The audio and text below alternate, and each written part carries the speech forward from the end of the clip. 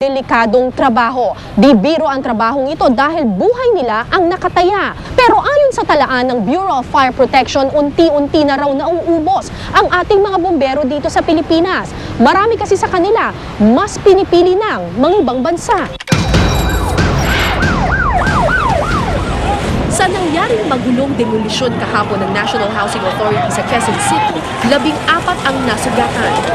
Kabilang dito ang 5 pulis at 2 bumbero. Bali, wala eh. Nagkabatuan eh. Nasa ibabaw ko ng patra. Ako nasil doon sa magtatayar, sa na nasil. Naunang tumaway bato, bago yung nasil ko sa kanila eh. Pero hindi sila natinag at ginampanan pa rin nila ang kanilang tungkulin. Dito namin nakilala si Senior Fire Officer 1 Florendino Batain. Kahit daw anong init ng sitwasyon, hindi raw niya uurungan ang sinumpaang tungkulin. Mahirap kung sa mahirap, pero kahit anong hirap, kakayanin namin yan. Dito trabaho namin eh. Pero mas higit raw napapakita ang kanilang katapangan sa mas maiinit na sitwasyon. Ang pumuksa ng mga napakalaking sunog. Ano nga naman namin? Kundi isa, wala kami nailigtas. Si Florendino at ang kanyang team walang takot na tinutugunan ang bawat tawag. Hinaharap at sinusugpo ang mga nanlalapang apoy. Ang tanging layunin nila, makasagip ng mga buhay.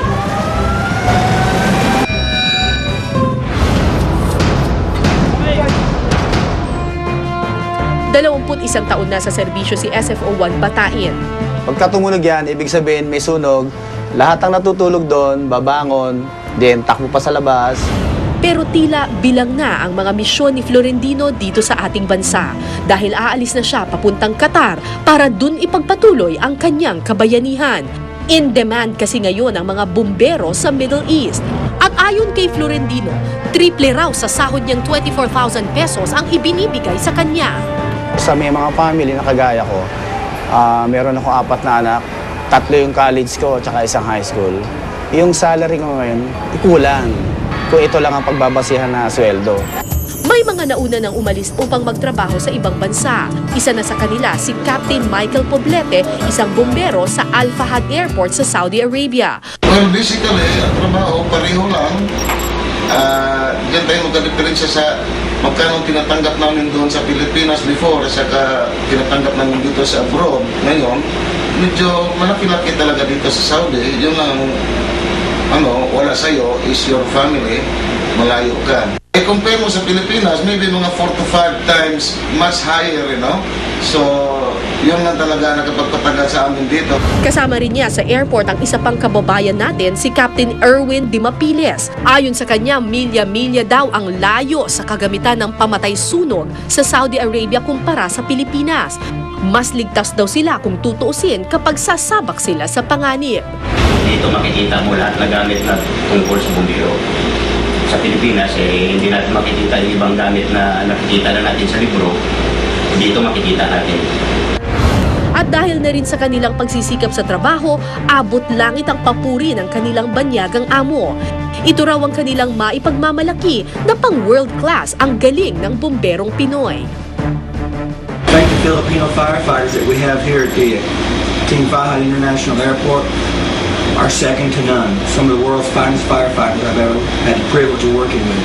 Kahit malayo sa pamilya, sigurado naman daw sila na mabibigyan sila nito ng magandang buhay. Sayang nga lang at ibang bansa ang nakikinabang sa galing ni na Captain Poblete at Captain Dimapiles. Kilala ang mga bumberong Pilipino bilang isa sa mga pinakamatatapang sa buong mundo.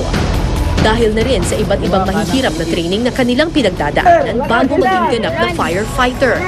Ito rin ang nakikitang dahilan kung bakit inaawitan sila ng mga taga-ibang bansa. At unti-unti na silang nauupos. Ayon sa Bureau of Fire Protection, dapat may isang bumbero kada 2,000 tao. Pero sa ating bansa, may isang bumbero lamang sa bawat 5,700 katao. Ibig sabihin, kulang pa ng 30,000 bumbero sa Pilipinas at ang natitirang mga bumbero sa atin, nababawasan pa. Simula 2008, marami na pong nag-alisan na bumbero. Nasa mga 166 na sila. Nakapasok na ng trabaho sa iba't ibang bansa. Kaya naman ang mga tulad ni Florentino pagkatapos ng kanyang duty, suma-sideline pa. Nagmamaneho naman siya ng taxi para madagdagan ang katiting niyang kita. Masama man ang loob na iwan ng kanyang pamilya at ang bansang pinagsilbihan ng 2 dekada, tuloy pa rin si Florentino sa pag-alis nito papuntang Qatar.